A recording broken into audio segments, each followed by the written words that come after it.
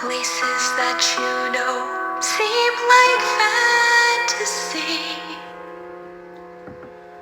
There's a light inside your soul that's still shining in the cold, with the truth, the promise in our hearts.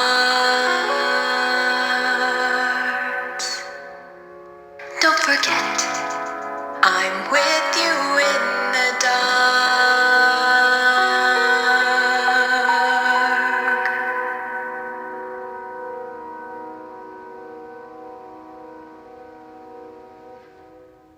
James is a mixed traffic engine.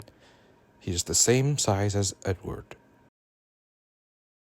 When he first came to the railway, he had wooden brakes that had not done a very good job. Since then, not only had the fat director sent him away to be fixed, but the railway has now become nationalized, meaning the fat director is now referred to as the fat controller. You're a mixed traffic engine, James. You can pull coaches and freight cars like Henry and Gordon and Edward. Speaking of which, Edward will show you around the yard to help you get used to your new location, said the fat controller. Edward soon showed James around the yard. Now remember, James, said Edward, you can bump coaches and trucks, but be careful with the coaches. They don't like being bumped a lot, and you'll cause a ruckus. One day, James and Edward were tasked to pull a special train. I'm a really useful engine, said James, and he let off steam. Unfortunately, it got all over the fat controller's brand new black top hat. It was now time to leave, and James was worried. He just wanted to get out of the station as quickly as possible. He didn't even want to stop at the first station. They soon met up with Thomas at Mayfway Station. Oh, hello, James, he said. See, you're in a better mood now. I'm just relaxing and... Oh, that's my guard's whistle. I better go. See you both. James and Edward soon headed home, but James was still worried about what the fat controller would say about his nice new top hat. The next morning, the fat controller spoke to James about his previous behavior.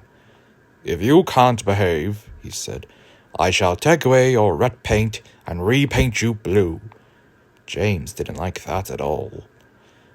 That afternoon, he was extra rude to the coaches. Come on, you, he said. To make matters worse, all the passengers stood far away from him as to not get covered in soot. Gordon never has to fetch his own coaches, James said angrily, and he's already painted blue. Soon it was time for James to leave. Come on, he said. But James was still rude to the coaches.